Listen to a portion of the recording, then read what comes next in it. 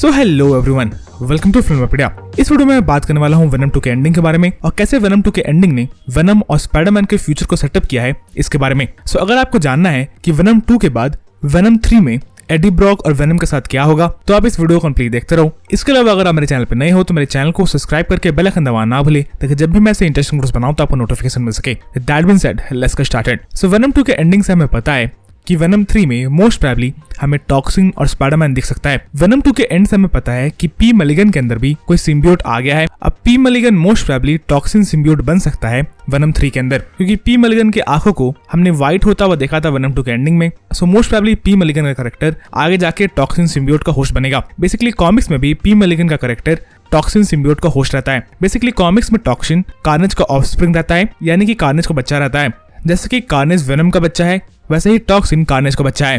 तो ऐसा हो सकता है कि वेनम 3 में हम वेनम वर्सेस टॉक्सिन की एक मूवी देखें, पर unlike his father carnage, toxin एक विलन नहीं है बल्कि वो एक एंटी हीरो टाइप का कैरेक्टर है। तो ये कहना मुश्किल है कि क्या वेनम 3 में टॉक्सिन ही विलन होगा या फिर कोई और विलन भी हो सकता है। मोस्ट प्रोबेबली कोई और विलन भी हो सकता है और मे बी वेनम 3 में हम टॉक्सिन और वेनम को टीम अप करते हुए देखें अगेंस्ट सम अनदर सिम्बियोट। अब वो दूसरा सिम्बियोट कौन होगा ये तो कहना काफी मुश्किल है, पर आई पर्सनली वांट कि वेनम 3 के लिए भी कार्नेज वापस से आए। मे बी कार्नेज किसी तरीके से वेनम 2 के लास्ट में बच गया हो। अब ये कहना काफी मुश्किल है कि कार्नेज कैसे बचेगा। हो सकता है वेनम ने पूरे के पूरे कार्नेज को नहीं खाया हो और कुछ पार्ट ऑफ कार्नेज बच गया हो और उसी पार्ट का यूज करके कार्नेज रीजनरेट कर सकता है। पर क्लीटस कैसिडी डेफिनेटली मर गया है। सो मोस्ट प्रोबेबली अगर कार्नेज जिंदा ही बचता है वेनम 3 में तो उसे एक नया होस्ट ढूंढना पड़ेगा। तो अगर वेनम 3 में हम वापस से कार्नेज को देख सके जहां पे कार्नेज की लड़ाई वेनम और टॉक्सिन के साथ हो, तो अगर ऐसा होता है तो इस मूवी को देखने में मुझे तो पर्सनली काफी मजा आने वाला है। पर ये तो बात हुई टॉक्सिन, कार्नेज और वेनम की, पर मोस्ट प्रोबेबली वेनम 3 में हम स्पाइडरमैन को भी देख सकते हैं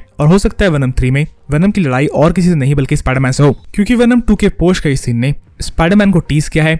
इसके अलावा टॉम हार्डी और एंडी सर्किस जो कि वेनम 2 के डायरेक्टर और एक्टर थे, उन्होंने भी ये टीज किया है काफी बार कि वेनम 3 में मोस्ट प्रोबेबली आपको स्पाइडरमैन दिखने वाला है और most probably venom 3 Spiderman versus venom की मूवी होने वाली है। पर ऐसा भी हो सकता है कि वेनम को हम वेनम 2 के बाद सीधे स्पाइडरमैन नो वे होम में देख ले और वेनम स्पाइडरमैन नो वे होम में सिनिस्टर 6 का एक मेंबर हो। क्या वेनम को हम स्पाइडरमैन नो वे होम में देख सकते हैं या नहीं, इसके ऊपर एक डेडिकेटेड वीडियो मैंने बना के रखी है जहां पर मैंने ऐसे रीजंस की बात की थी कि क्यों वेनम स्पाइडरमैन नो वे होम में हो सकता है और कुछ ऐसे रीजंस की भी बात की थी कि क्यों वेनम स्पाइडरमैन नो वे होम में नहीं हो सकता है। तो अगर आपको जानना है कि वेनम स्पाइडरमैन नो वे होम में होगा या नहीं तो आप उस वीडियो को जरूर देखें, लिंक आपको डिस्क्रिप्शन और आई बटन में मिल जाएगा। तो ये तो बात हुई स्पाइडरमैन और वेनम की, पर मोस्ट प्रोबेबली वेनम 3 में या फिर स्पाइडरमैन 4 में हम वेनम और स्पाइडरमैन को लड़ते हुए देख सकते हैं। पर वेनम 3 और स्पाइडरमैन 4 में मोस्ट प्रोबेबली कार्नेज और टॉक्सिन भी रिटर्न कर सकते हैं, क्योंकि वेनम अब एमसीयू में आ गया है। तो ऐसा भी हो सकता है कि कार्नेज और टॉक्सिन भी अब एमसीयू का पार्ट बन गया हो। और क्योंकि वेनम और स्पाइडरमैन की मूवीज में अब मल्टीवर्स इंट्रोड्यूस हो गया है तो सोनी और मार्वल के पास